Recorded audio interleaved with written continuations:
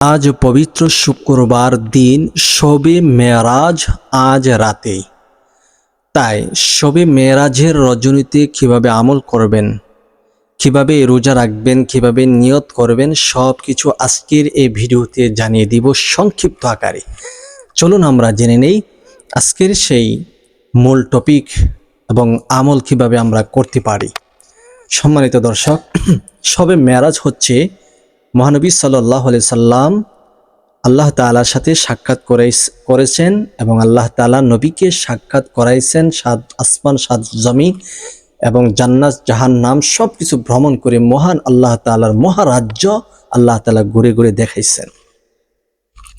তো এই শবে মেরাজ উপলক্ষে আপনি নির্দিষ্টভাবে কোরআন হাদিসে কোনো নামাজের কথা উল্লেখ নেই যে শবে মেরাজ উপলক্ষে আপনি নামাজ পড়বেন 10 রাকাত, 12 রাকাত, 20 রাকাত। আপনি চাইলে আজকের এই রজনীতির নফল নামাজ পড়তে পারেন। ইনশাল্লাহ নামাজ পড়বেন, আপনার নেকের পাল্লা ভারী হতে থাকবে, গুনাহের পাল্লা হালকা হতে থাকবে।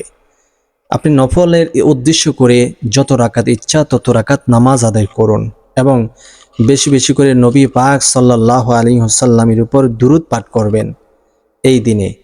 কেননা আল্লাহ নবী সাল্লাল্লাহু আলাইহি ওয়াসাল্লামের উপর দুরূদ পাঠ করলে সেটা আপনারই লাভ হবে। কারণ একটা হাদিসের মধ্যে এসেছে আল্লাহ নবী সাল্লাল্লাহু আলাইহি ওয়াসাল্লামের উপর কোনো বান্দা বান্দি যখন দুরূদ পাঠ করে, আল্লাহ তাআলার পক্ষ থেকে প্রেরিত সেই ফেরেশতা সেই দুরূদের হাদিয়া নবী পাক সাল্লাল্লাহু আলাইহি ওয়াসাল্লামের রওজা ধারে হাদিয়া স্বরূপ বকশিশ করেন। আর নবী আলাইহিস সালাতু ওয়াস সালাম আপনার নাম নিয়ে আল্লাহর কাছে আপনার জন্য মাগফিরাত কামনা করে আল্লাহ তাআলা আপনাকে অবশ্যই ক্ষমা করে দিবেন। নবী যদি আপনার জন্য মাগফিরাত করে সুপারিশ করে অবশ্যই, তাহলে বোঝা গেল যে দুরূদ পড়লাম নবীর উপর, লাভ হলো আমার নিজের। তো এই মেরাজের রজনীতে নবী পাক সাল্লাল্লাহু আলাইহি সাল্লাম আল্লাহ তাআলার একান্ত যে সময় সাক্ষাৎ করেছেন ওই সময় কিন্তু এই উম্মতকে ভুলে নাই, উম্মতকে স্মরণ করেছেন, উম্মতের কথা চিন্তা করেছেন। তো সেই নবীর উপর দুরূদ পড়ব না তো কার উপর দুরূদ পড়ব? এই জন্য আজকের এই মেরাজের রজনীতে নবীর উপর বেশি হারে দুরূদ পড়বেন।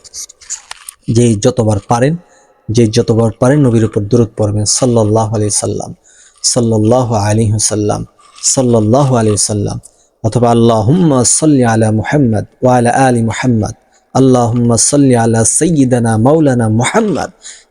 যেই দুরূদ পারেন নবীর উপর দুরূদ পড়বেন, বেশি করে কোরআন তেলাওয়াত করবেন, জিকির আজকার করবেন, লা ইলাহা ইল্লাল্লাহ এর জিকির করবেন, লা ইলাহা ইল্লাল্লাহ এর জিকির বেশি বেশি করবেন।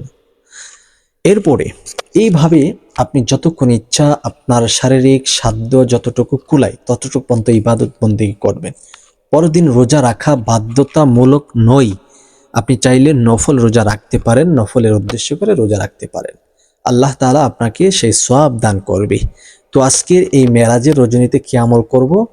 আমরা নফল নামাজ পড়ব, পরদিন রোজা রাখবো, রাতের বেলা কোরআন তিলাওয়াত করব, জিকির আজকার করব, অধিক হারে আল্লাহ নবী সাল্লাল্লাহু আলাইহি সাল্লামের উপর দুরূদ পড়ব এবং নিজের কৃত গুনাহ থেকে মাপ মুক্তি আল্লাহ তাআলার কাছে চাইব, বড় আকারে আল্লাহর কাছে দোয়া করব। ইনশাআল্লাহ এই আমলগুলি যদি করতে পারেন, সংক্ষিপ্ত বলে দিয়েছি, ইনশাআল্লাহ আপনার জন্য কামিয়াব হবে।